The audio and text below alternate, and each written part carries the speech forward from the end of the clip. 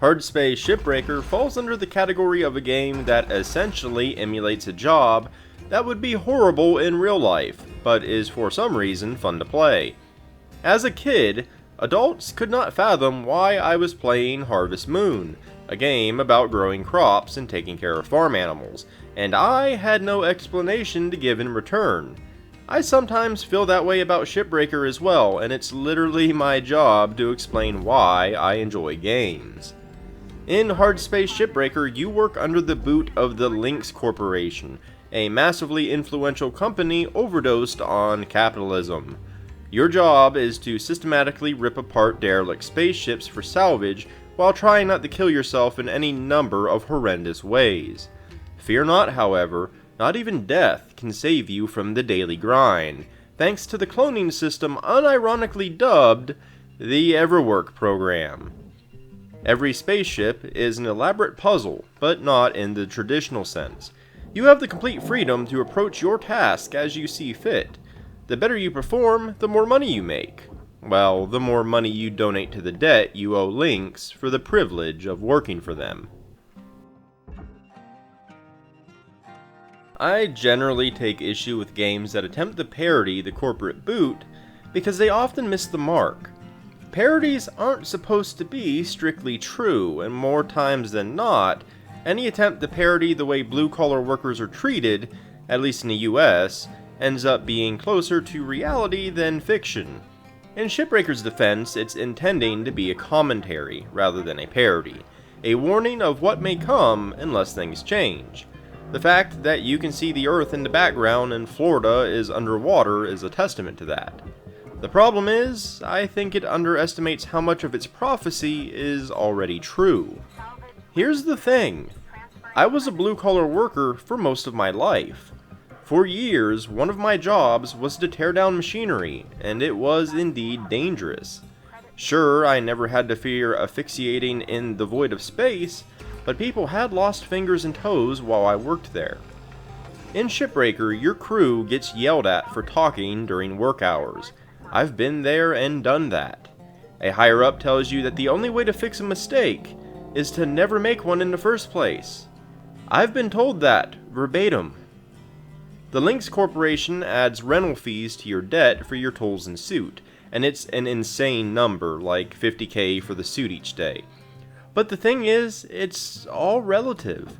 In Shipbreaker, salvaging a single chair nets me 5,000 credits. In real life, I had to provide hundreds of dollars of my own tools and replace them when they broke. I had to rent the company uniform, which cost around $15 a month, but I only made $11 an hour. Relatively speaking, they are a lot more alike than they appear. It tends to rub me the wrong way when a game or story presents something as being absurd, when I've experienced things eerily close to what is being portrayed as unbelievable. Experiencing Shipbreaker's story certainly dredged up unpleasant memories for me, but the story itself is surprisingly good. The characters feel real without you ever seeing them in person, as all the communication is over the radio. There are recordings that you can find that allude to a hostile AI, and I'm sure it's going to come up in a future game connected to Shipbreaker, but there is no overarching save the universe plot. You and the rest of the crew are just workers trying to make your work life suck less. The plot essentially revolves around unionizing, and Lynx's progressively stronger actions to quell the movement. The story really manages to have a few intense moments, despite its down-to-earth nature. There was a point in the story where I sat slack-jawed staring at the screen, trying to process what just happened. I cared enough about the characters to have that reaction despite only ever hearing them over the radio. In a world where games and movies are often about heroes facing universe-shattering consequences, it's nice to have a plot more localized around an individual group's hardships. By the time the story ends, it does manage to capture a piece of the blue-collar struggle, and showcases the power of collective action. It also makes it clear that fairy tale endings don't come fast, that you have to take whatever incremental progress you can, while continuing to fight for more. A reality that is hard for some to swallow. The core gameplay in Shipbreaker is all about salvaging spaceships with a handy laser cutter, powerful grapples, and the occasional explosive charge. Different parts of the ship need to be chucked into appropriate places. Things like nanocarbon go to the processor, aluminum is melted down in the furnace, and valuables that can be resold, such as computers, go to the barge. The processor and furnace aren't picky and have a kind of gravitational pull, so you have to be careful not to accidentally melt down those super valuable thrusters that you just haphazardly chuck to the side. Links isn't much for safety protocols, so they can suck you in too. You can die in several ways. Pull an object too fast at your face and you might shatter your helmet. That's a problem because breathing is pretty important to staying alive. Accidentally nick a fuel line or cryopipe and things may get a little icy hot. Some well-timed explosive decompression never hurt anybody, unless a loose piece of hull splats you against the side of the ship like a toddler's hand-painted fecal masterpiece on the bedroom wall.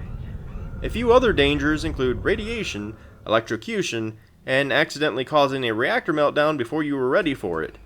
The danger of shipbreaking and the ongoing battle of space physics go a long way toward making what should be a dull experience exciting. Tearing apart ships can be calming and a way to relax, but one that can go belly up at any time if you don't pay attention. Screwing up in Shipbreaker is a heart-pounding experience, because sometimes you can fix, or at least mitigate the damage you cause. Other times you can only sit and watch half of the ship detonate in a chain reaction of domino effects from your glorious mishap. I've screwed up so badly at times that I'm not even mad, I'm impressed at my own incompetence. And it leaves me shocked that I still actually have all of my fingers in real life. At first glance, it might seem like taking apart ships is just a matter of cutting the bright yellow cut points, a mindless exercise of following the dotted line on paper with a pair of scissors. But first of all, even doing that can be difficult. One wrong snip might violently decompress a part of the ship that you weren't prepared for, not to mention the various systems within the ship that require a more nuanced approach. You forget to eject the thruster before cutting the power? Now you have to cut them from the fuel system manually. Whoopsie, you never flushed the fuel before cutting into the fuel line holding the thruster. Please enjoy the pretty light show while your clone is being processed. Beyond that, Hardspace Shipbreaker is about efficiency, or that's the overall idea. Each shift lasts 15 minutes, and you pay rental fees at the end of a shift. Sure, you could spend several shifts slowly peeling away the ship like a painful unwanted foot fungus, or you could get more creative to be more efficient. You can cut far more than just cut points, especially with explosives. Different styles of the ships have their own challenges, and finding your own groove to approach each one is one of Shipbreaker's strongest points. The key is to understand that it's okay to break things, to an extent. You have salvage goals that award experience toward your rank and money to spend on upgrades, but you actually have a lot of wiggle room before failing even one of them. For example, I used to spend forever pulling out lights and throwing them on the barge. The thing is, each light was worth around 300 credits, compared to the thousands that even a single panel would net me. Salvaging the lights actually cost me money, because my time spent during each shift was worth more than the lights, so now I don't bother. Once you accept a certain amount of loss, you can really get creative with how you disassemble the ships. Shipbreaking is an art, not a science. The ship is your canvas and your tools are your brushes. Your laser cutter can cut through any grade 1 material, but your demo charges can cut lines in higher grades. You have a manual grapple for moving parts and for swinging around like Space Spider-Man, and tethers are your best friend. With them, you can link parts together, tow heavy pieces of the ship, or send them where they need to be while you focus on something else. Now, assuming that you don't blow the ship up, there's no real wrong way to play. Compression is one example. Each room of a ship can have various levels of compression. You can, in most cases, move throughout the ship's interior and use atmospheric regulators to decompress it safely, room by room. I did that one time before deciding that I wasn't about that life. I instead violently decompress the ship in ways where it benefits me. Now, sure, sometimes I get decked in the face with a rogue chair, but it saves me so much time that I'll take the risk. I've even mastered the art of window rodeo. Some ships have these little side cockpits. I get inside, tether the windshield to the inside of the ship, snip it loose, and then hold on for dear life. The force of the decompression blasts the windshield out and me with it. It's like a roller coaster with enough G's to give me brain damage. The tether stops us both from impacting any nearby planets at the speed of light. Never forget the tether, trust me. Sure, every now and then the game decides that it's completely done with my bullshit and uses that windshield to swat me like a fly against the ship, but 90% of the time it works every time. I used to take valuable objects like computers out one by one. It took forever. So I invented the tether whip. Now I link several of them together with tethers, grapple the heaviest object, and then yank really hard, snapping a final tether to it and the barge. The force of the pull usually causes every other object linked to it to follow the first one's trajectory, and it's a huge time saver. Javelin ships have these massive cylindrical hulls, and I was initially unsleeving them piece by pulling them off of the ship like taking rings from a rod. Then I figured out that I could line the entire hull with demo charges across the top and bottom, and as long as I didn't accidentally blow up anything else, I could split the hull in half and just tether the pieces off, and I'd lose almost no credits for doing so. That's what makes Shipbreaker so much fun. You start out just trying to learn how these ships are put together, then you dance around how the dangerous systems work. Then, once you have a rough idea of how any given ship is put together, it's time to flex those creative muscles and figure out the fastest, easiest, and most efficient way to tear them apart. And there is rarely a right answer. Your method is your own method. If you're feeling particularly confident, you can play the daily cutters race and compete against other players on a leaderboard, and that's a lot of fun too.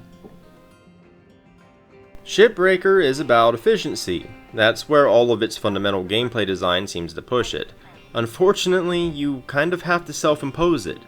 Shipbreaker goes really hard with its anti-corporate messaging, but then slaps you with a limp wrist when it comes to gameplay. The debt system is largely toothless. It looks far worse than it is. At one point in the story, your debt gets lowered by a massive amount, but it wouldn't matter if it didn't. From a story perspective, Lynx tries to keep their employees in debt for life with outrageous fees and fines, but there's a disconnect when it comes to the gameplay.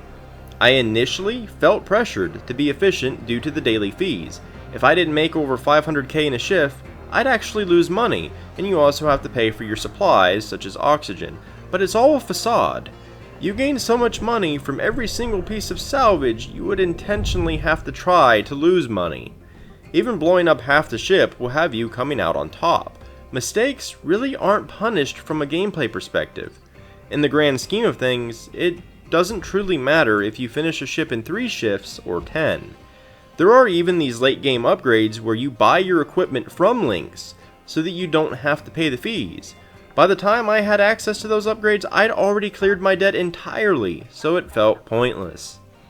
A lot of my joy comes from timing myself on various ships, and by pushing myself to find better and faster ways to solve them.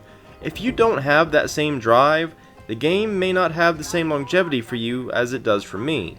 I myself am still happily breaking ships, long after the credits have rolled. Hardspace Shipbreaker is put together in such a brilliant way. I took apart machines for a living. I should be disgusted with the very idea of doing it in a video game. But each ship is such a cohesively designed set of systems full of danger that it's incredibly fun to do, something that would easily be considered a chore if it were designed any other way. The pure freedom that it offers you is impressive. The more you're willing to invest yourself into taking apart the ships in different ways, the more satisfying it is. It just feels good to form a plan of your own and watch it pay off in real time as pieces of the ship gracefully peel away in the exact fashion that you imagined in your mind. If not, it's equally entertaining when you discover that not all of your ideas are winners, and there's now a scrap pile floating where a ship used to be. Either way, the biggest downside of Shipbreaker is that I want more Shipbreaker, more ships and more hazards, not because I find it lacking, but because it's one of my favorite games to come out all year, and I simply want more ships to break. I'm giving Hardspace Shipbreaker my Golden Shield Award.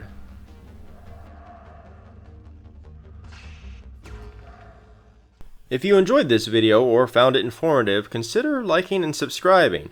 It helps me out a great deal and really boosts my visibility on YouTube. I've also left several links down in the description below, including to my website, where you can find the bulk of my written content, but also to my Patreon, Discord, Twitter, and more. In any case, thanks for watching, and until next time.